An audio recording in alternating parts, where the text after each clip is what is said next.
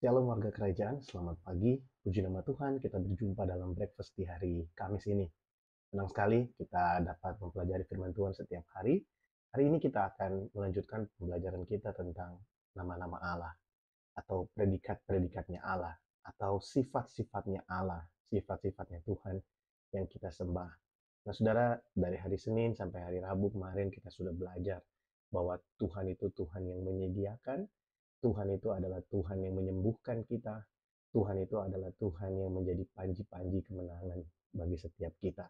Hari ini kita akan melihat dari Keluaran pasal yang ke-31 ayat yang ke-13 dikatakan seperti ini.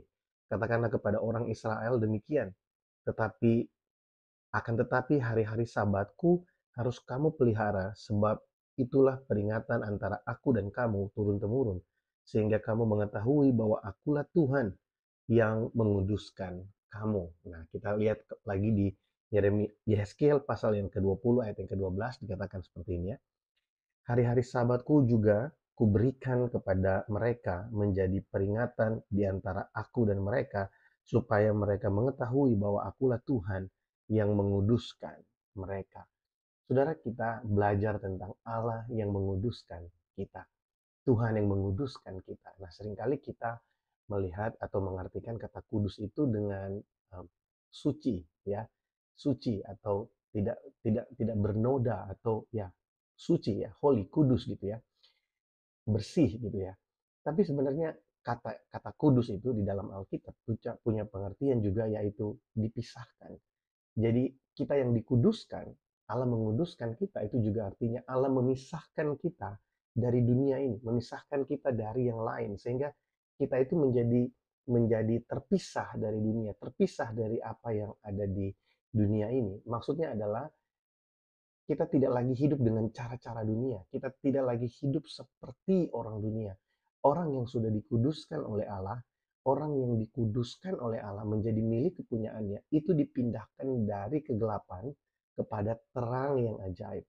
Jadi kita dikuduskan, kita dikhususkan, kita dipisahkan dari dunia ini supaya kita bisa beribadah kepada Allah. Kalau saudara melihat dalam perjanjian lama, mulai dari perjanjian lama, setiap kali kata kudus itu dikuduskan atau akulah yang menguduskan kamu, selalu dikaitkan dengan Sabat atau hari di mana orang Israel beribadah. Karena memang kita ini dikuduskan oleh Tuhan supaya kita bisa beribadah kepada Dia. Kenapa kita perlu dikuduskan? Karena tanpa kekudusan kita tidak mampu untuk bisa masuk ke dalam hadiratnya. Tanpa kekudusan kita tidak bisa melihat Allah. Karena firman-firman Tuhan berkata orang yang melihat Allah pasti mati, karena manusia nggak ada yang kudus. Jadi Allah yang menguduskan kita, kita dikuduskan supaya kita bisa punya hubungan dengan Dia. Kita dikuduskan supaya kita bisa datang kapan saja di hadapan Allah. Kita bisa punya hubungan dengan Dia. Kita bisa menikmati Dia kapan saja kita mau. Karena Dia Tuhan yang mau punya hubungan dengan kita. Makanya dalam perjanjian lama, kalau kita belajar, kekudusan orang Israel itu bergantung kepada mereka melakukan hukum Taurat atau mempersembahkan korban-korban sebagai pengganti dari kesalahan-kesalahan mereka yang mereka lakukan. Kalau kita belajar di perjanjian lama, setiap kali dosa dilakukan selalu harus ada korban yang diberikan. Ya, harus ada darah yang tercurah. Ada hewan-hewan yang harus disembelih, dipersembahkan kepada Tuhan sebagai penghapus dosa supaya mereka dikuduskan di hadapan Tuhan. Nah, saudara, tapi kita bersyukur karena Yesus Kristus datang. Dia menjadi korban yang sempurna. Satu kali berkorban untuk seluruh dosa kita. Yang dulu, yang sekarang, dan yang akan datang. Dia menebus setiap dosa dan kesalahan kita. Dia menjadi anak domba sebagai korban yang sempurna bagi saya dan saudara. Sehingga kita menjadi layak di hadapan Allah.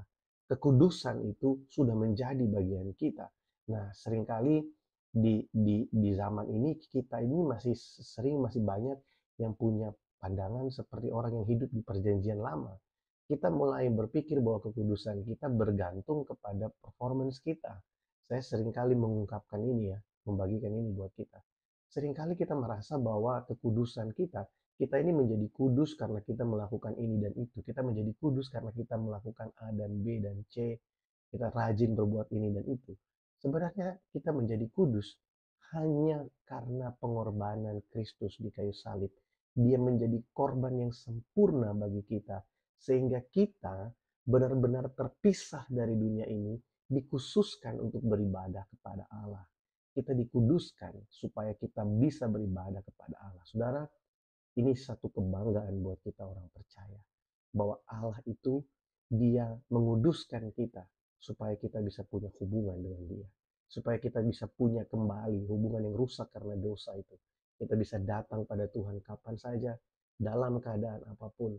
Kita bisa datang kepadanya dan kita bisa panggil dia, ya Bapa. Itulah Allah yang menguduskan kita. Dia memisahkan kita dari dunia ini supaya kita bisa menjadi terang buat dunia ini. Kita bukan lagi kegelapan, tapi kita adalah terang di dalam dunia ini. Tuhan memberikan kepada kita satu status yang baru, yaitu orang-orang yang sudah dikuduskan. Karena dia mau supaya melalui kehidupan kita, kita juga menjadi terang, membawa dampak bagi orang yang ada di sekeliling kita. Dan yang lebih penting adalah kita menjadi representasi dari kehadiran Tuhan di tengah-tengah dunia, dimanapun kita berada hari ini. Mari kita berdoa. Terima kasih Bapa, buat pagi ini kami bersyukur untuk kasih setiamu, kalau kami boleh bangun di pagi hari, dan kami boleh sama-sama menikmati firman Tuhan di pagi hari ini. Kiranya Tuhan memberkati kami, memberi kami hikmat supaya kami memahami bahwa kekudusan kami bukan bergantung pada apa yang kami lakukan, tapi kekudusan kami bergantung sepenuhnya adalah hasil dari pengorbanan Kristus di kayu salib. Sehingga hari ini Tuhan, kami boleh berkenan bukan karena apa yang kami perbuat, tapi semata-mata karena apa yang Yesus telah selesaikan di kayu salib bagi setiap kami. Terima kasih Tuhan, berkat-Mu bagi setiap kami hari ini. Dalam nama Tuhan Yesus Kristus kami berdoa. Amin.